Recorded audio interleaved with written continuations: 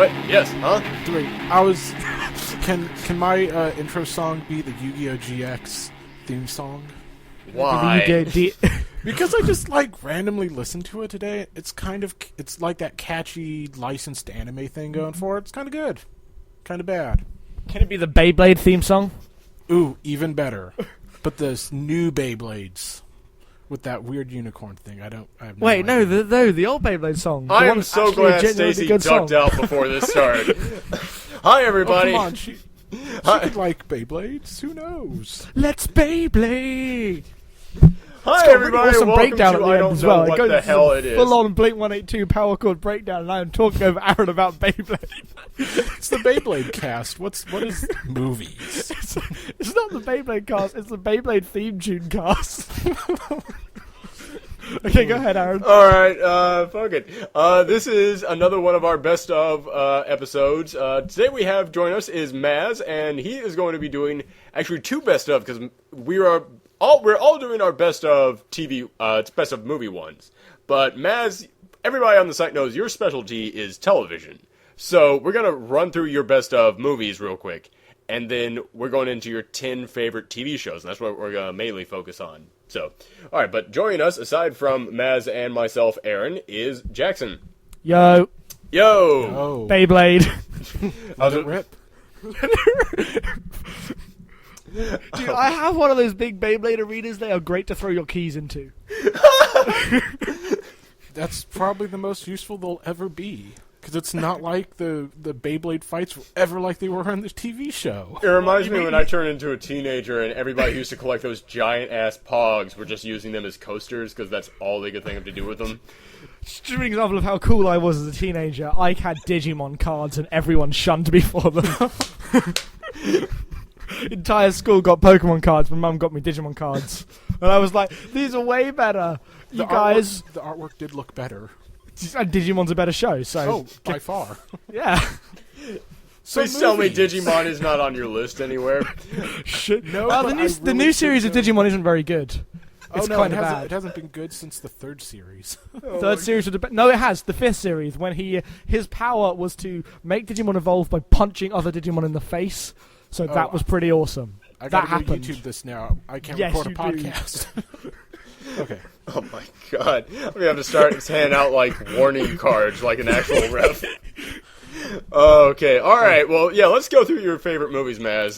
So if you go to my profile and click on blog, there'll be one post called The Best Movies of 2012. Well, according to me, anyways, with a Z, because that's how cool I am.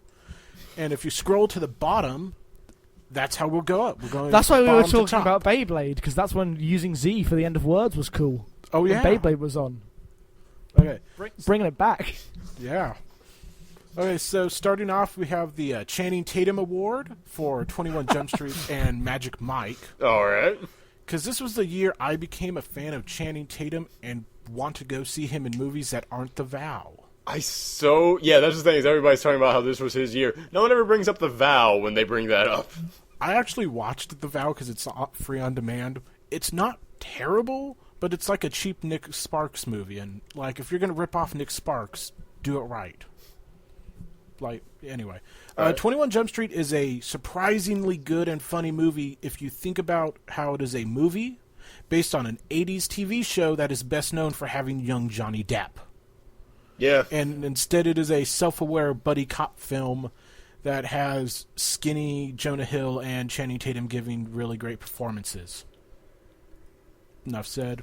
And then Let us take a moment of silence to appreciate thin Jonah Hill, because I just saw Django Unchained, and... Jonah Hill's in that? Jonah Hill is in it for a moment, just long enough to go, hi everybody, I'm fat again. Yep. Okay. And then he was good in a Steven Soderbergh film, so... Jonah Hill was that. gaining weight for an Oscar role. Oh. Yeah. But if anything, you guys should see 21 Jump Street. It's a good movie. It's did. one of my favorite comedies of the year, yeah. Do not fuck with Korean Jesus. He's Yeah. busy doing Korean shit. Yep. And HFS stages 1 through 5.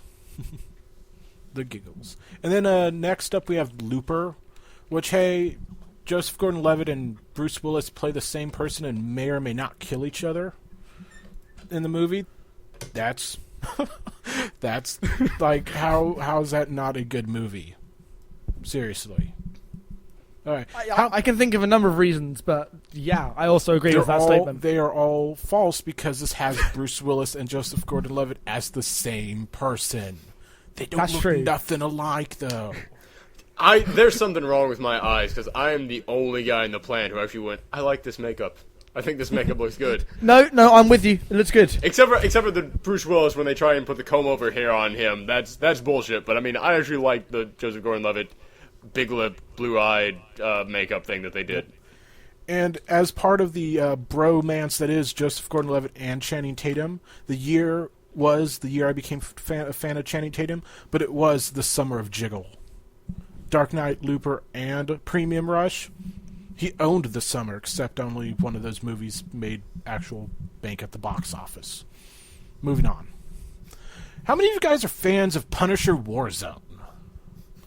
Fuck off. No, I probably would like Punisher Warzone, but I haven't seen it. Oh, it is such a, imagine Batman, like Joel Schumacher Batman, but if he was the Punisher, basically, and just blew people up, and it had that kind of schlocky, neon-lit world to it.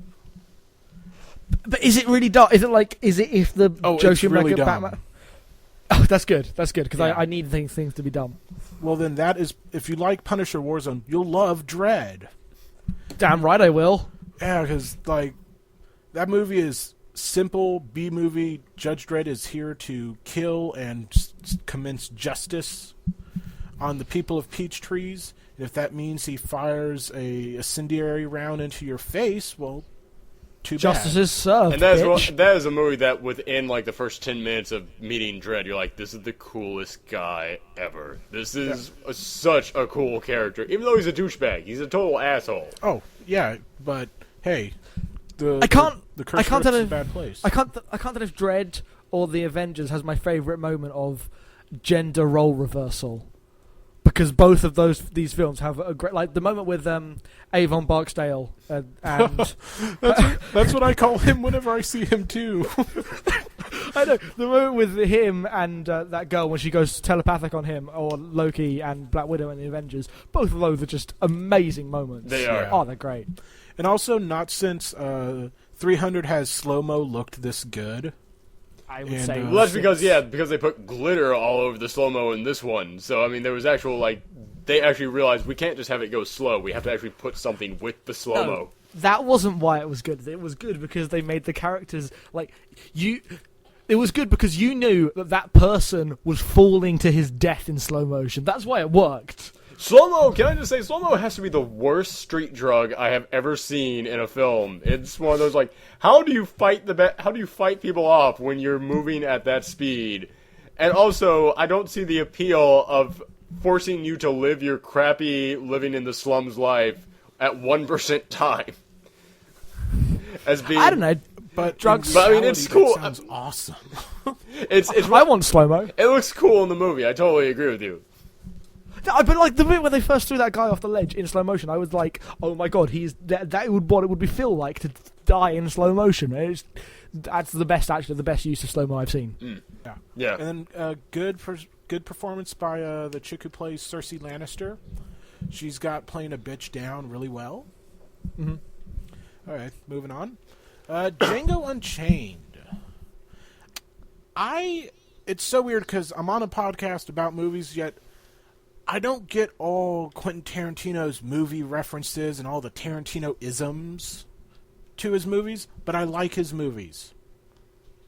And so I don't think I got all of what was in Django Unchained, but it was still a really good movie. I think Jamie Foxx was not the right person for the role, but he did a good enough job and was just overshadowed by Christoph Waltz playing another German who's good at finding people, and Leonardo DiCaprio just being totally evil and campy at the same time. Ugh.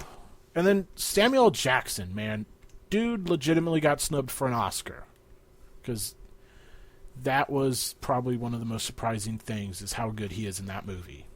That's another one, we talked about this with Stacy, but it's another one of those things in which it's like, you don't want to admit it's so good, because it's like, what's his name? Samuel L. Jackson is playing a total racist stereotype, like, just a terrible, awful stereotype, but he's doing it so well that you kind of do want to nominate him for stuff. Yeah. Okay. And then next up we have Wreck-It Ralph. Nice. Because, like, partly this is because I saw it with the Paperman short, and God, I love that. Because, like, deep down, I'm a dude who loves a sappy romance.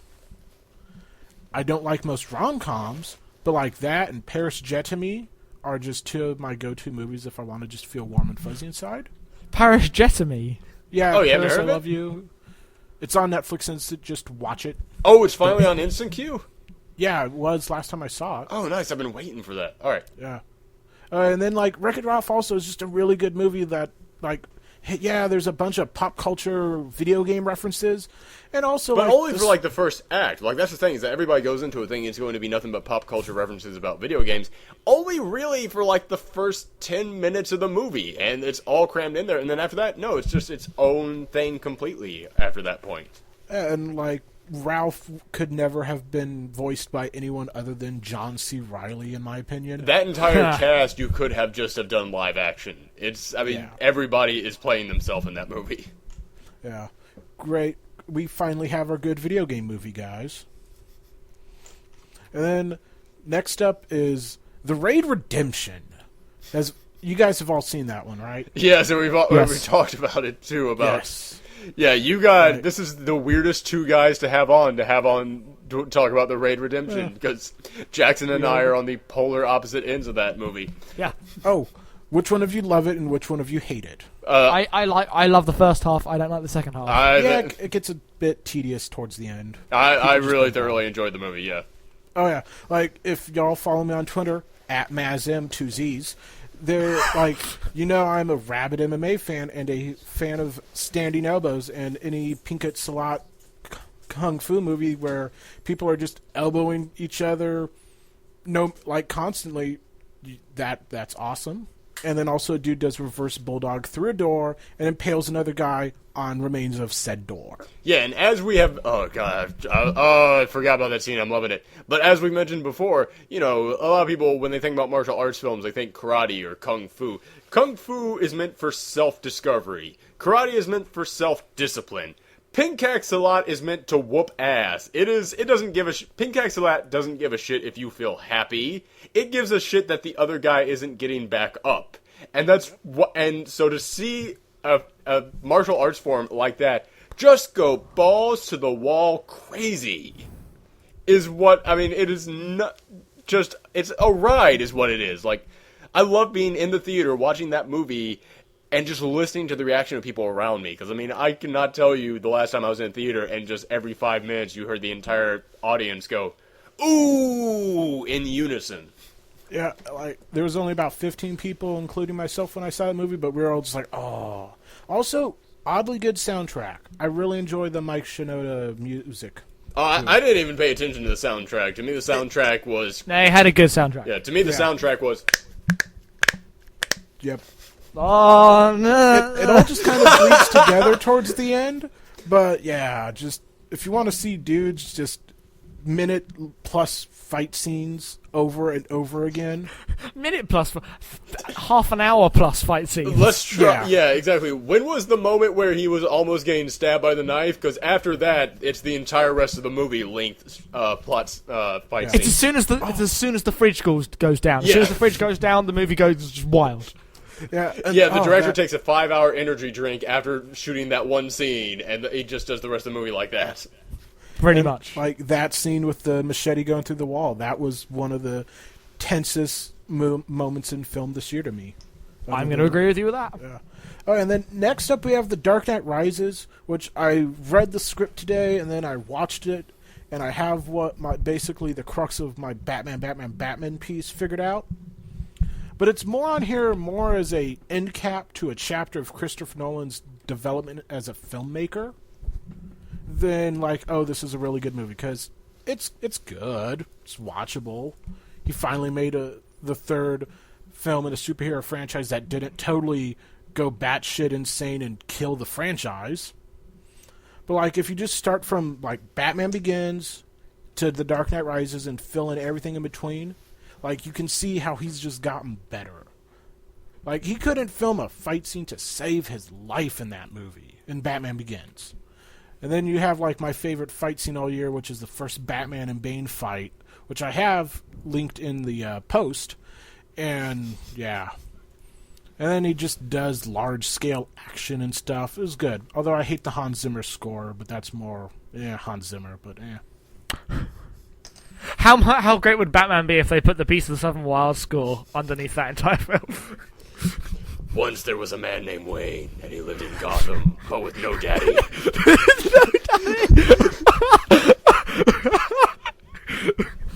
That was great. Good piece of business there. I appreciated that.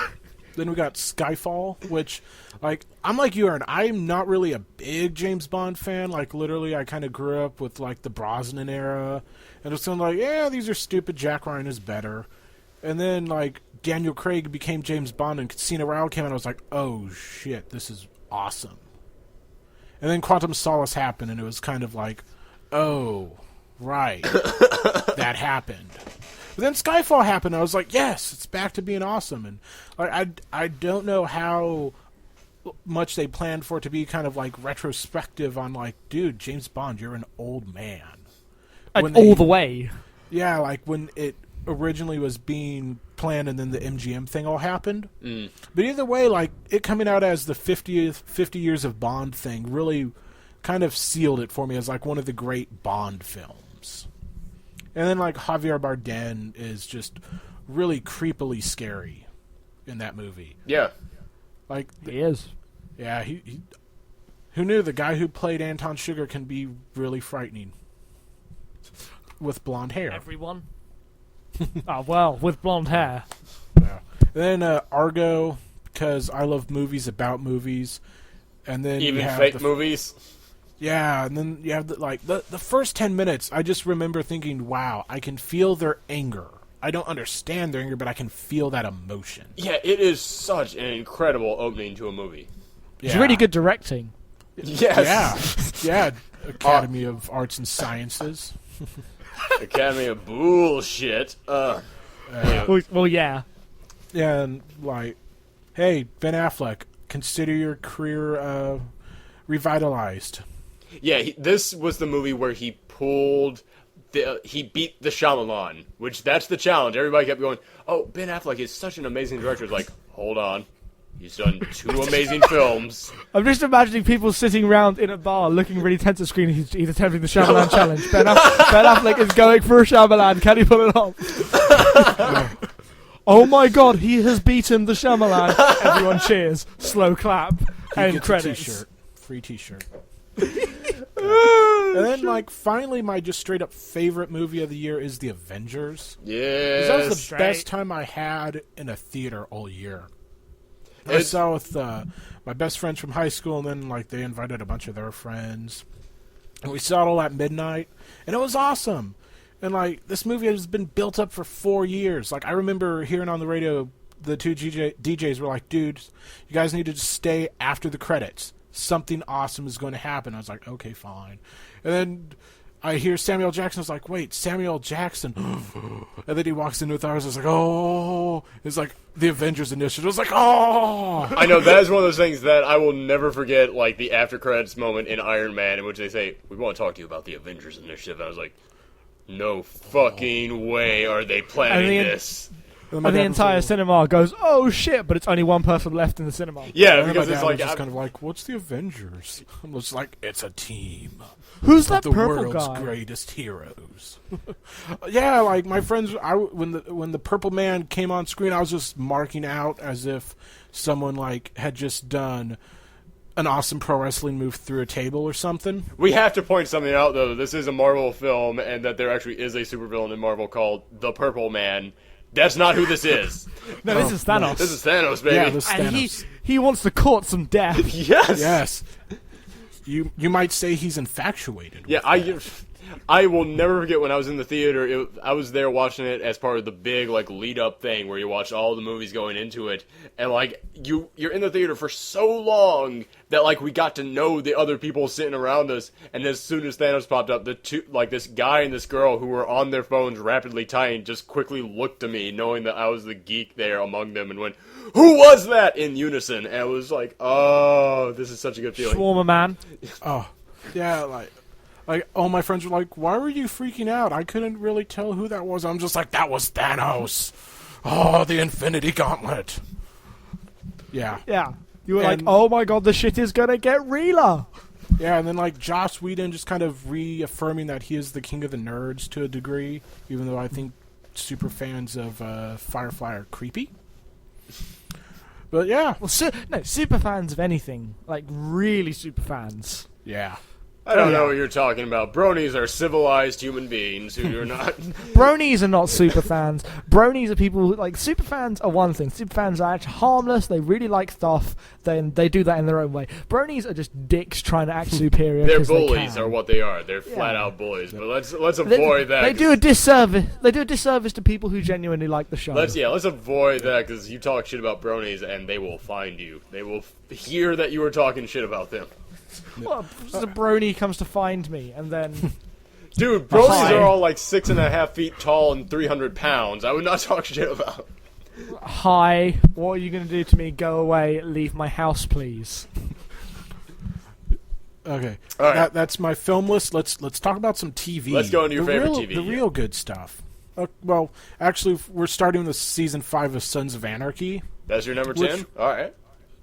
which honestly, it's more on this list more because I watch it with my aunt and my mom, and like they're really into it, and like I try and think about it, and you can't anymore.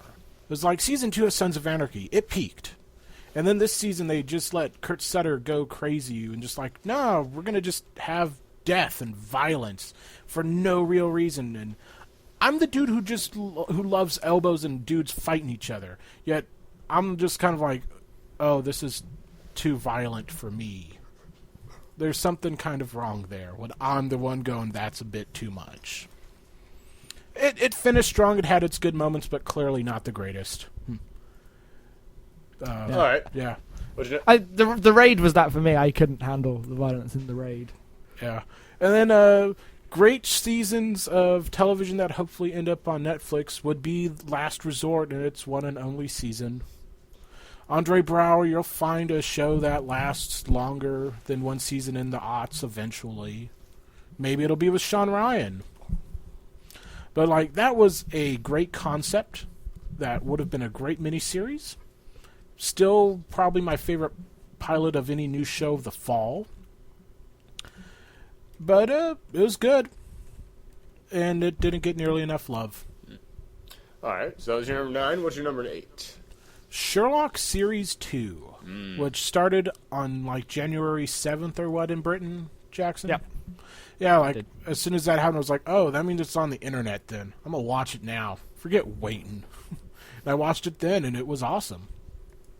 Well, except for, I don't know, what is it with number 2s in this series that just don't work that well? The Chinese Mafia one and the Hound of the Baskervilles, which is like my favorite Sherlock Holmes story ever. Both kind of were just, I don't know. I actually thought the second one was the best in Series 2, but then I didn't really like Series 2 at all. So, yeah. Like, A Scandal in Belgravia is probably, like, that would have made that was just a great character piece to me. And just, like, oddly affecting. Like, for which character? For Sherlock and Irene Adler. Ugh. Like, That's what I'm going to say. Well, no, like it like oddly affected me, and I'm not one who like cares about like relationships or anything in most TV shows or movies. And then like at the end when it like you find out he saves her, I was just like, oh, yeah. All right, then we got Avengers: Earth Mightiest Heroes. Rest in peace. Hopefully, Avengers Assemble or whatever they're calling it is good. Ha! Oh, I'm sorry. I'm sorry you meant that honestly. Let me laugh harder at it.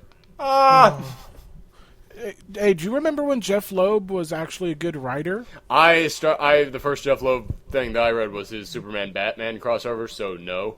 Well, that was goofy fun, and I was like, yeah, whatever, fine. But he is a one-man destruction team at this point. So no, I do not trust him at all with anything. And Maya's Heroes, the second season, it does fall apart at the end because it is Jeff Loeb coming in and just digging everything around. But up until then, it's the same magic that made the first season so incredibly good. Yeah, dude, they did the Secret Invasion. That's kind of awesome. No, what's awesome is they did the Secret Invasion and made it good. Oh, but come on, those teasers from Marvel were great back in the day. Oh, the teasers for Secret Invasion in the comics was amazing. The build-up to Secret Invasion in the comics was amazing. Secret Invasion itself was like, are the Skrulls retarded? What is that? This was the plan? Anyway. They should have kept it a secret. Yes! Yeah. And then we got Legend of Korra. Nice. Which, I am a huge Last Airbender fan who found that show late, about, 4 years after it went off air, and then watched and was like, oh my god, this show is amazing. And then I think that's how a lot of people found it, because, I remember watching it when it first came on, and everybody told me it was so great. I was like, this is really just kind of childish. And then it was, when it got to, the end of Season 2, and everyone went, no, you have to watch this. Yeah. And I started catching up, I went, oh god damn, when did this happen? When did this become one of the best shows around? Yeah, and with Legend of Korra, they just make it the same, but different. And talk about social issues and all that. Yeah, they took it to a new level and in a very new setting. I love the fact that they actually did the time skip. They did not just go, all right, well, let's bring Aang back again. They went, no, who's the next Avatar? And I've talked about this before. I love the hell out of the fact that there is a strong female protagonist out there on television. Yes.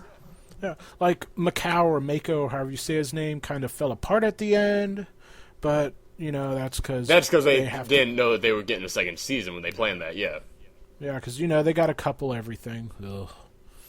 Okay, then we got Game of Thrones Season 2, which, on one hand, I enjoyed it, because, you still had the moments between Charles Dance and the chick who played Arya Stark, and Tyrion, and, what's his name? Darn it. What's Tyrion Lannister's actor's name? Peter Dinklage. You had all those moments, but they were talking about this is the War of Five Kings, and all through those seasons, I'm like, I want to see some war. I want to see dudes getting chopped in half and some medieval fighting here. Come on, this was TV's Lord of the Rings to a degree. I want to see some Lord of the Rings style action. I want to see arms cut up, and I want to see Peter Dinklage swear. That's what I want. Yeah, and then second last episode, I want Deadwood with dragons. That would be great. Oh man, imagine if Peter Dinklage was the lead in Deadwood. How much better would Deadwood be? I don't know. How well can Peter Dinklage say cocksucker? Oh, really well. Yeah, and then the Battle of Blackwater happened, which, if you kind of look at it, you're like, oh, there's only this 30 foot stretch of beach that they're fighting on. But hey, Peter Dinklage gets to give a good speech that basically is hey, there are people knocking at our door. Let's go kill them. Good speech, good, really affecting finale. For as much as I hate Daenerys Targaryen, the moment she's with Khal Drogo in the tent, I was just oh. Yeah. Moving on. Cool. Then we got Homeland Season 2, which I kind of I was no, I'm going to jump off of Sons of Anarchy after this season. No, I'm going to keep watching it. Same with Homeland. I love this show. Season 1 is a great just season of television. And then Season 2 is just messing with all your expectations of what they do. They just... They burn through the re-spine on Nick Brody. They kill a bunch of people. Yeah, it goes kind of 24 batshit crazy at the end, but it still has really good character moments that I really actually care about. And if it takes bad Skype video chats via BlackBerry to get to those points, I'm okay with it, because you know what? It's already a show in which a crazy lady, is illegally wiretapping a returned war veteran, who then gets elected to Congress, who is the nearly elected vice president. Okay, this sounds like the craziest goddamn thing I have ever heard. Oh, it is. If you think about it and you take a step back, it's crazy. And then you watch Damian Lewis and Claire Danes on screen together and just like, oh, wow. Like, they have good chemistry. And let me just ask, I do not watch the show, but I remember, like, when the final episode aired, you and Stacy on Twitter basically just said, what the fuck was that? What was that in reference to? Oh, it was the most bullshit ending of all time ever in a TV show that insulted the viewer, basically. It was basically the show trying to figure out a way to keep Damian Lewis alive so they could have him back without having to kill him. Because he should have died at the end of season 2, in my opinion. But instead they just blow up the CIA.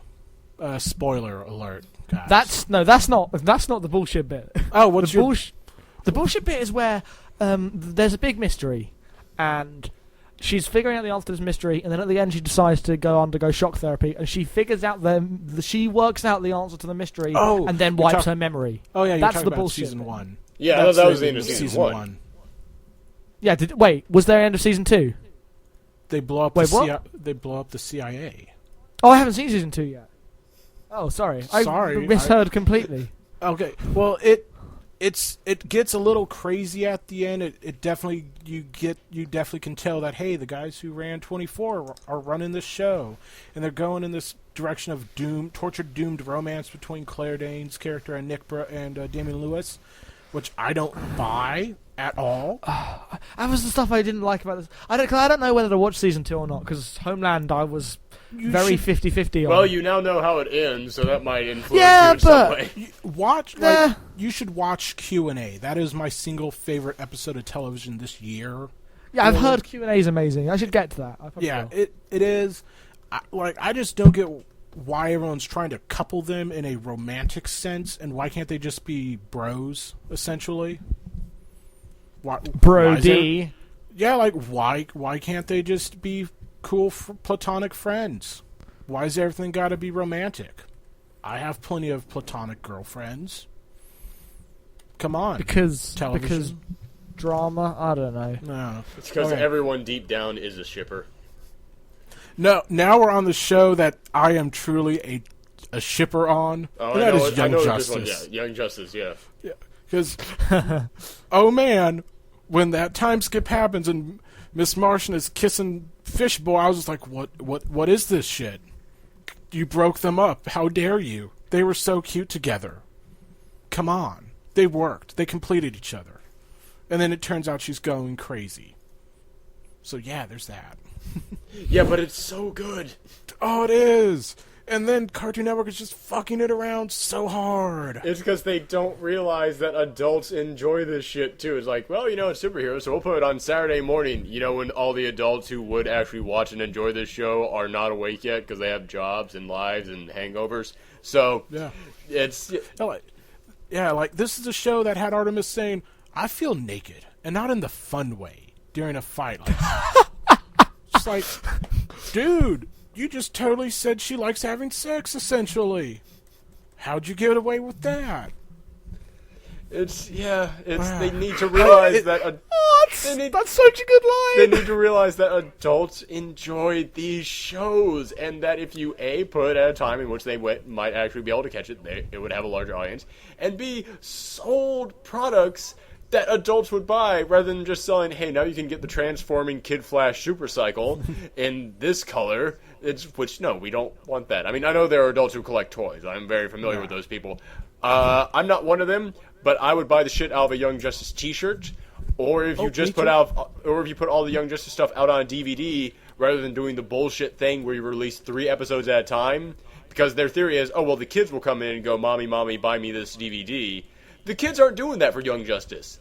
And I, the guy who would buy a Young Justice DVD, is looking at that going, I know your fucking game. I'm not stupid. Put out the whole thing. Hey, at least they're releasing the first part of Season 2 in one DVD set. But, this made me care about animated teen superheroes, because the show is a teen drama wrapped around superheroics. Yeah, absolutely. Yeah. It's really great. You guys should watch Fail-Safe, Disordered, and Image, because they basically kill the Justice League and show you that Miss Martian is crazy. Oh, I know the one you're talking about. Yeah. Yeah. And then we got Community Season 3, which I think was probably my favorite season of Community ever. I think so too. Yeah, that's definitely my favorite. Yeah. They doubled down on their meta humor and just, nah, we're not making a sitcom. We're making pop culture references wrapped around a community college with characters that I enjoy, that I'm invested in.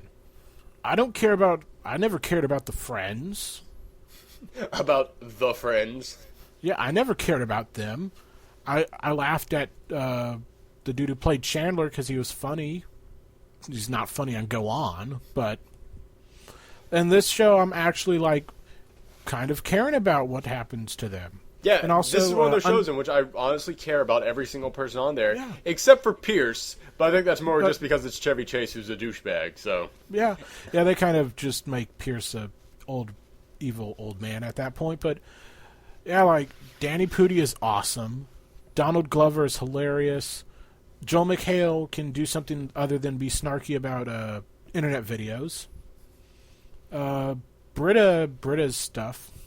yeah, let me just say this about Britta. A lot of people are like, "Well, I hate that they made Britta so dumb." Which that is one thing that looking at, I recently watched all of season 3 again, and they of course have brand new people coming in to write and do the show in season 4. And watching season 3 made me very nervous for season 4 simply because I noticed a couple of things in there that people were just fine with in season 3.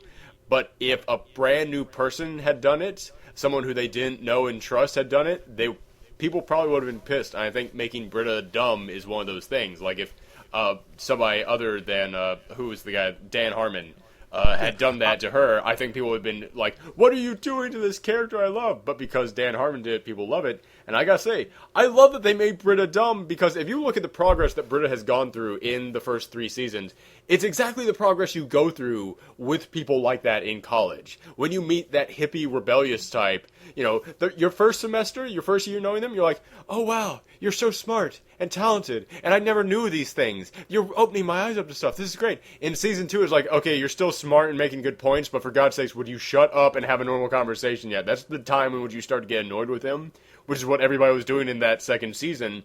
And the third season, Britta was an idiot, and that's because anybody who has ever known someone like that in college, once you've known them for about 3 years, is like, "Wow, I'm a lot smarter than I was 2 years ago, and I know everything you're saying is bullshit now. Like, I've learned that about you." Yeah. Remedial Chaos Theory is probably my single favorite comedy episode of television at this point, because it gives us the greatness that is Evil Abed and Evil Troy. Yep. And one of the greatest memes of all time, the Donald Glover walking back in to the apartment to find everything on fire. And also the put the goatee on in case of darkest timeline. Yeah, like October 19th is coming pretty soon. It's February. But yeah, I'm gonna watch it. I might not think it's as good, but I want to know what lies Dan Harmon had to tell to sell this show, though. Like, did he find incriminating evidence or what? Well, no. How did this show end up on network TV? Well, remember, it ended up on NBC, and NBC, now they're trying to go, well, let's just be as dumb as possible, which Tina Fey came out today and said, that's a horrible idea and you're going to fail doing that. But people criticize NBC for what they're trying to do with their comedies, but at the same time, you have to say, no one other than NBC would allow Community on, because it's that desperation that caused them to grab something so weird. Yep, and now they got all their football ratings, so go them. Yeah. Okay, so then we got Justified, which just came back this week and continues to be a great show. Timothy Oliphant is just oddly charismatic as the asshole Raylan Givens. Because if you think about it, Raylan Givens is a real asshole, but he's so entertaining. And then you have Walton Goggins, who is I'll watch anything he does. I didn't mention this when we were talking about Sons of Anarchy, but he probably had the single best scene in Sons of Anarchy season 5, which was as Venus Van Dam, the hooker. He wore his fake breasts quite well,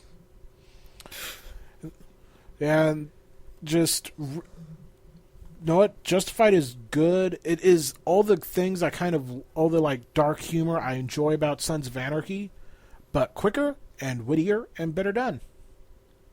Although I would love a crossover between the two. And that's my best of TV in 2012, according to me, anyways. All right, excellent. That was a hell of a list. We got through 2 of them, and the link that I'm sure somebody will be able to do more than this in just their one movie list. So Yu-Gi-Oh! GX, right? God damn it! No, I was actually leading up to Yu-Gi-Oh! 5 Dragons. I was actually leading up to an Yu-Gi-Oh! outro that had to do with this, but all right. No, it's fine. All right. Get your game on.